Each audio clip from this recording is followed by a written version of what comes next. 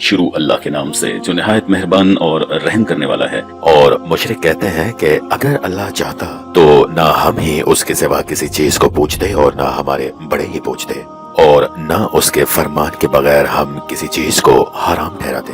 اے پیغمبر، اسی طرح ان سے اگلے لوگوں نے کیا تھا، تو پیغمبروں کے ذمہ اللہ کے احکامات کو کھول کر پہنچا دینے کے سوا اور کچھ نہیں۔ اور ہم نے ہر جماعت میں پیغمبر بھیجا کہ اللہ ہی کی عبادت کرو اور بتوں کی پرستش سے اجتناب کرو، تو ان میں سے بعض ایسے ہیں جن کو اللہ نے ہدایت دی اور بعض ایسے ہیں جن پر گمراہی ثابت ہوئی۔ سو زمین پر چل پھر کر دیکھ لو کہ جھٹلانے والوں کا انجام کیسا ہوا۔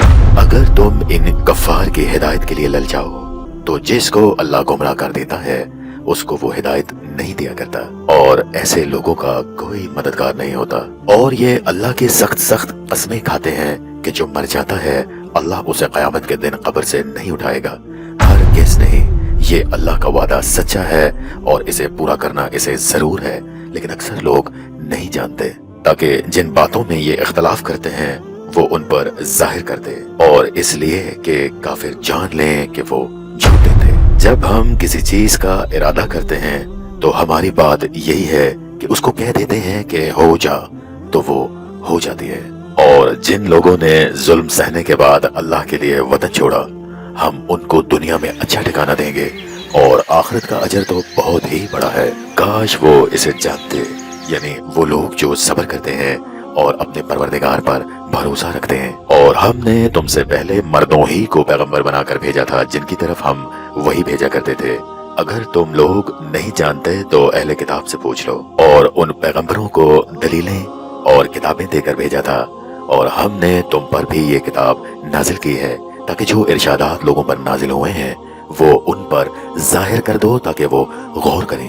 کیا جو لوگ بری بری چالیں چلتے ہیں اس بات سے بے خوف ہیں کہ اللہ ان کو زمین میں دھسا دے، یا ایسی طرف سے ان پر عذاب آ جائے جہاں سے ان کو خبر ہی نہ ہو، یا ان کو چلتے پھرتے پکڑ لے؟ وہ اللہ کو عاجز نہیں کر سکتے، یا جب ان کو عذاب کا ڈر پیدا ہو گیا ہو تو ان کو پکڑ لے۔ بے شک تمہارا پروردگار بہت شفقت کرنے والا اور مہربان ہے۔ کیا ان لوگوں نے اللہ کی مخلوقات میں سے ایسی چیزیں نہیں دیکھیں جن کے سائے دائیں سے بائیں کو اور بائیں سے دائیں کو لوٹتے رہتے ہیں، یعنی اللہ کے آگے عاجز ہو کر سجدے میں پڑے رہتے ہیں؟ یہاں پر آیت سجدہ پڑھی گئی ہے، لہٰذا سامعین پہ سجدہ واجب ہے۔ اور تمام جاندار جو آسمانوں میں ہیں اور جو زمین میں ہیں سب اللہ کے آگے سجدہ کرتے ہیں، اور فرشتے بھی، اور وہ ذرا غرور نہیں کرتے، اور اپنے پروردگار سے جو ان کے اوپر ہے ڈرتے ہیں، اور جو ارشاد ان کو ہوتا ہے اس پر عمل کرتے ہیں۔ اور اللہ نے فرمایا ہے کہ دو معبود نہ بناؤ، معبود ایک ہی ہے، تو مجھے سے ڈرتے رہو۔